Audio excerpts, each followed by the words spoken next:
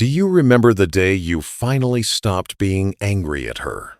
I'm not talking about the day you learned to control your temper. I'm not talking about the day you read some self-help book and decided to be the bigger person. I'm talking about the day you woke up and realized you simply didn't care enough to be angry anymore. It's a strange day in a relationship. No shouting, no tears, no blow-ups. You look at her, you smile, and you say, "It's okay. I forgive you." She exhales with relief. She thinks that after all the storms, peace has finally returned. But what she doesn't know, and what very few people will tell you, is this. That moment when you truly forgive her is actually the moment you checked out a long time ago. Because when a man stops being angry, it's usually not because his heart is healed. It's because his journey with that woman, emotionally speaking, has reached its end.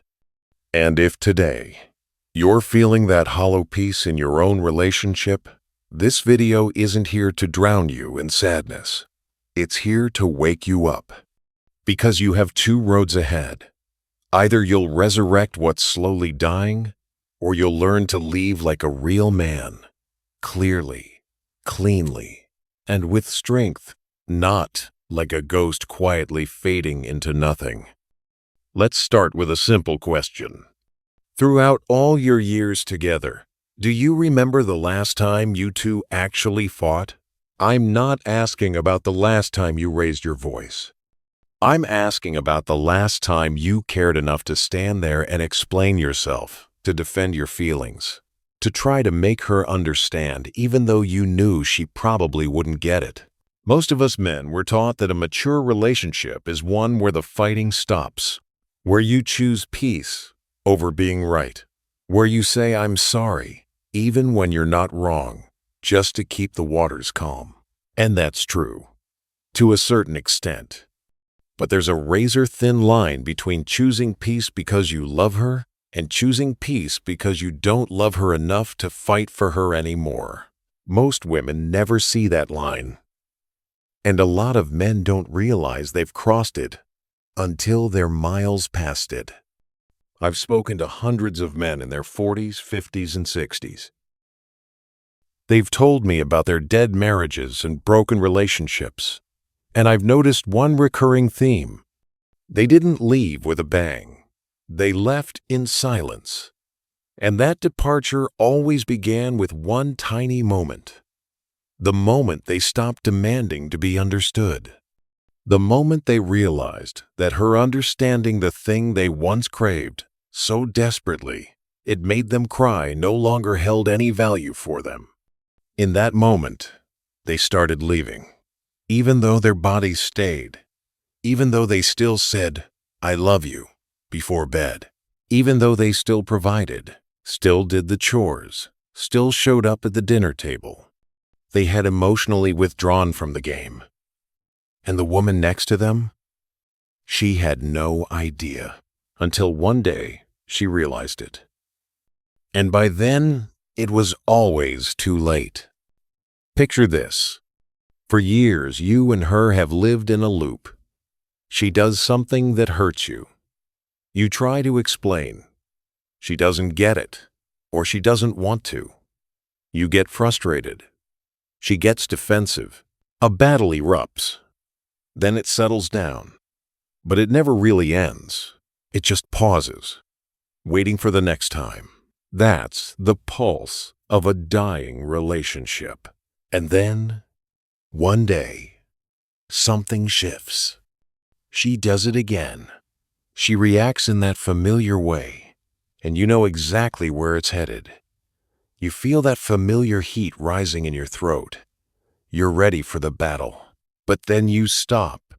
You realize you don't have the energy for this anymore. Not because you're tired, but because you realize something deeper.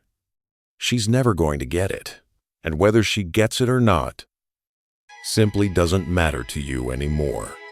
So you stay quiet. You nod. You say, "Yeah, it's fine. Don't worry about it."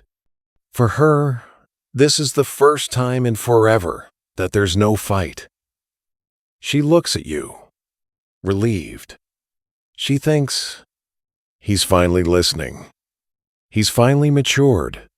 But the truth is the opposite. You're not listening. You're withdrawing. Your silence isn't peace. It's a grave. That's what a dying relationship feels like. This is the most important psychological shift in a man. When you're still in it, you need to be understood.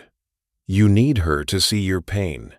But then the day comes when you realize she doesn't understand, and she probably never will. And you accept that. But there are two kinds of acceptance. The first kind is, you don't understand me, but I still love you.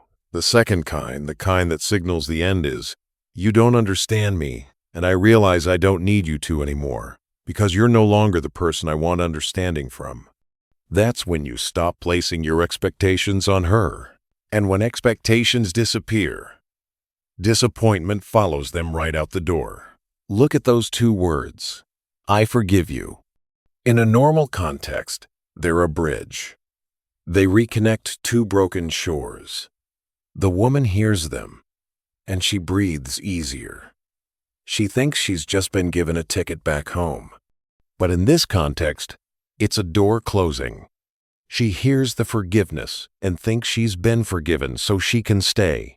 She doesn't realize that, for you, those words are your own liberation, your ticket to walk out that door. You're not forgiving her to heal the relationship. You're forgiving her to free your heart from the weight of her. That's the crucial difference. Remember this. The cruelest emotion isn't hatred. It's indifference. Hatred still requires you to expend energy. Hatred still proves that the other person has an effect on you. Indifference doesn't. Indifference is when you don't care enough to even hate. Resentment is loud. It slams doors. It throws things. Indifference is silent. It sleeps well. It wakes up, makes coffee, and doesn't think about her for the first 20 minutes of the day. You've learned to play the role of the good boyfriend, good husband perfectly, and she thinks everything is finally okay. She looks at you and sees a calm man. But she doesn't know that calm comes from a heart that's powered down. The real reason is simple and painful. You realize her understanding wouldn't change anything anymore. Even if she woke up tomorrow and said, I get it now. I understand everything you've been through. It wouldn't heal what's broken because you've built an entire world inside yourself that she's no longer a part of. She showed up too late. That door closed a long time ago. We men have a limit. Once we cross that point, we don't turn back. We just quietly move forward. This process happens in stages. Stage 1, you stop sharing. You no longer tell her about your plans, your dreams, or your fears. Stage 2, you stop explaining. When she asks, why are you so quiet? You just say, I'm tired, or it's nothing. You don't want to open up anymore because you know opening up is useless. Stage 3, you stop asking. You no longer ask where she's been, what she did, who she met. Your interest in her life has dropped to 0. Stage 4, you stop expecting. This is the final stage. You stop hoping for anything from her. And when you stop expecting, you stop being disappointed, and you start feeling free. A hollow kind of free. During this phase, everything on the outside might look fine. No arguments, polite conversations. She might mistake this for peace. But inside you, every window is boarded up. You're not planning a future 5 years from now with her in the picture. You're still there, but you're not present anymore. You're like an actor playing yourself in a movie you're tired of.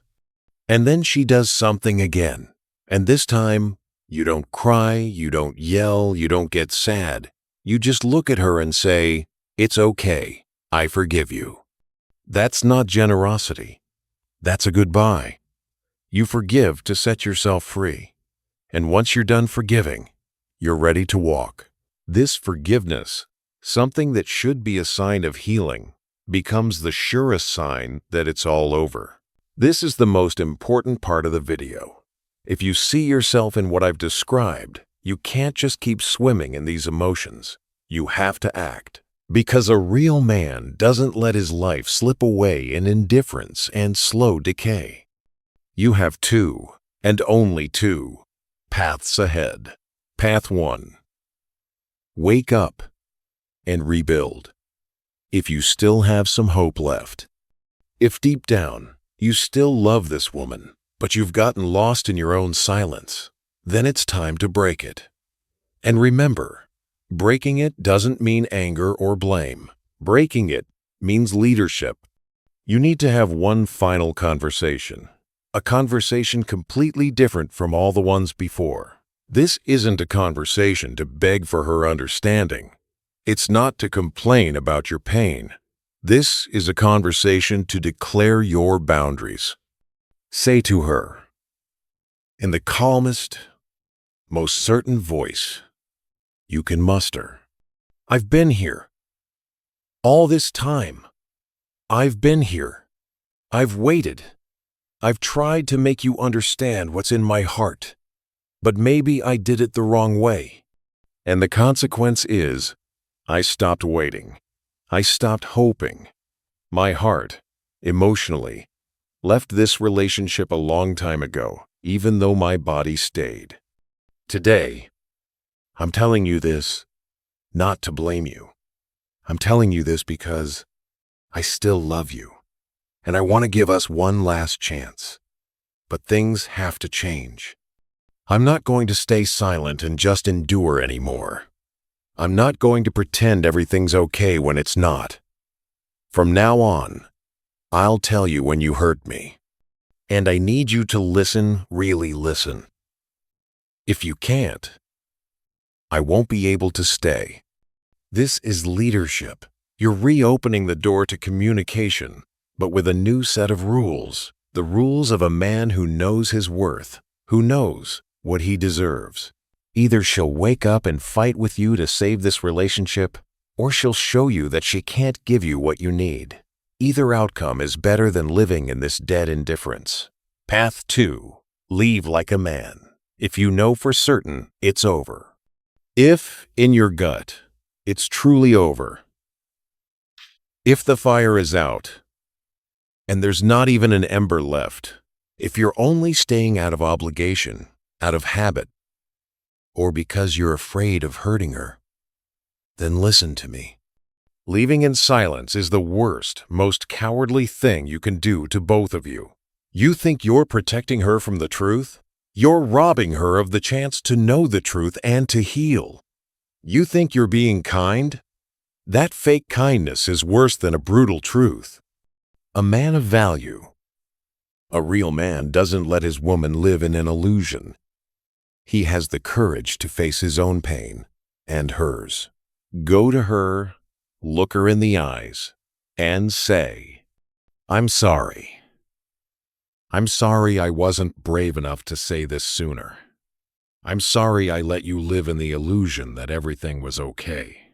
But the truth is, emotionally, I haven't been in this relationship for a long time. I tried, but my heart isn't here anymore, and I can't keep pretending. You deserve a man who loves you completely, not a cold shadow next to you every night, and I deserve to find myself again. It's time for us to stop. I'm leaving, so we can both start to heal." That's a man's goodbye. It hurts, but it's clear. It's not a wound that keeps bleeding. It's a clean cut, so the healing can begin. She'll hurt, but she won't be trapped in the torment of why did he suddenly change. She'll have her answer. There's something very few people understand about men. Anger isn't the enemy of love.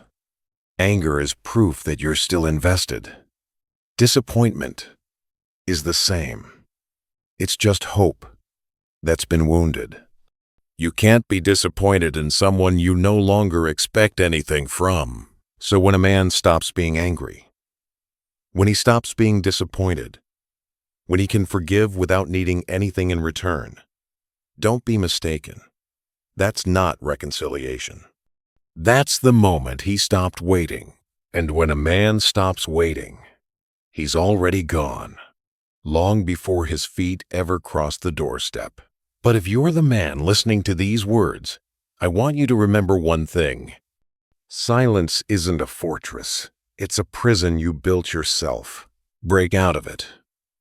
By speaking the truth, whether it's the painful truth of rebuilding or the final truth of a clean goodbye, don't live like a ghost in your own home.